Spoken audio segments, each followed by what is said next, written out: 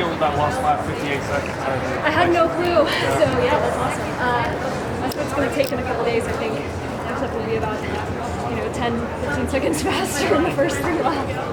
So yeah, that's what it's going to take.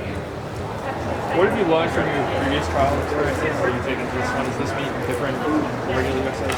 I think all USAs sort of just feel the same. Of course, there is added pressure with it being an Olympic year, but at the end of the day, I mean, I would say my experience just helps me remember it's supposed to be really hard, and I go into it embracing that because at the end of the day, it's a huge honor to make the team, so we want it to be really difficult. Is there less pressure having made a team before?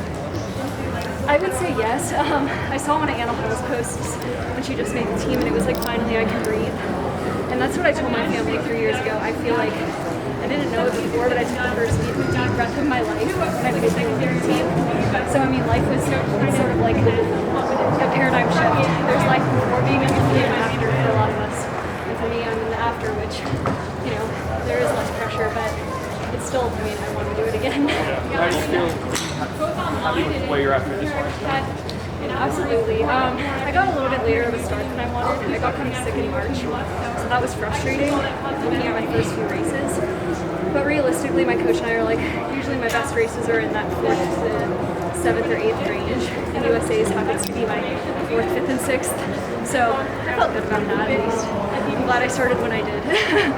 Do you feel like a veteran here? I definitely do. I mean, I can't believe I say that, but I mean, I made my first team over 10 years ago, so it's been a while. So yeah, I do. Does that like kind of help you in terms of experience and how it feels to kind of step on the track and be ready to compete? Well, you know what? It's fine. I'm a big sister. I have 2 little sisters and one older sister, but I love being an older sister. And like when we're down under the stadium right now, there's a couple of college girls that are nervous, and like we know each other, of course, and just to be able to like. I have to be the older, I have to be like the big girl, and say like, you're gonna do great. And I think that takes the pressure off of me because like, I've done this over 10 times. I kind of need to have my shit together a little bit. And it's like, I remember being that, in like 19. So I think that takes the pressure off, for sure. Because I want to like, be tough for them and like, show them it's okay, like you've done this before. I don't know. I hope it helps. But yeah. Does that shift at any point, or you be like competitively, competing with these things, these people that they invite to? So how do you deal with that? Well, it's funny because like I can think of the women who I looked up to, and like I could name a dozen, but like Sarah Brown, Shannon Roberry, they were so nice to me in Colorado's, and it's like I just want to be like that, and like I still have memories of that. So I don't know. I think it's sort of my job a little bit. Yeah. How do you feel about having 5 straight Olympic trials in Eugene, 4 straight U.S. championships, coming back here every year? Honestly, I mean, the facility is second to none. Like, I've run in most of the big track meets around the world, and this stadium it's the best, really.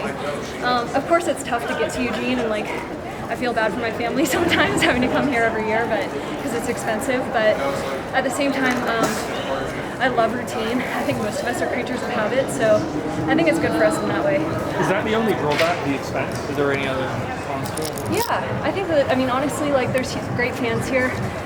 When we were just on the starting line, they cheer for each person. I've been to stadiums where, like, it's dead silent for people who don't have a tie to that place, so it's nice. They love everybody, so I think that's a good thing. Yeah. The way the 800 ended in the women's side was obviously pretty chaotic, and the 1500 in some senses can get like that. Totally. How have maybe mentally you prepare for any situation that might arise, like as you go through the rounds? I mean, have you done any of that like mental 100%. exercise? Yeah, 100%. I mean, I think that's what we know going into being 1500 or 800 meter runners. As horrible as it is, there's a little bit of like, well, that's the event. So as horrible as it is, you do have to prepare for that. I got tripped at the Olympics. It happens. Yeah. Yeah. Cool. Cory, appreciate it.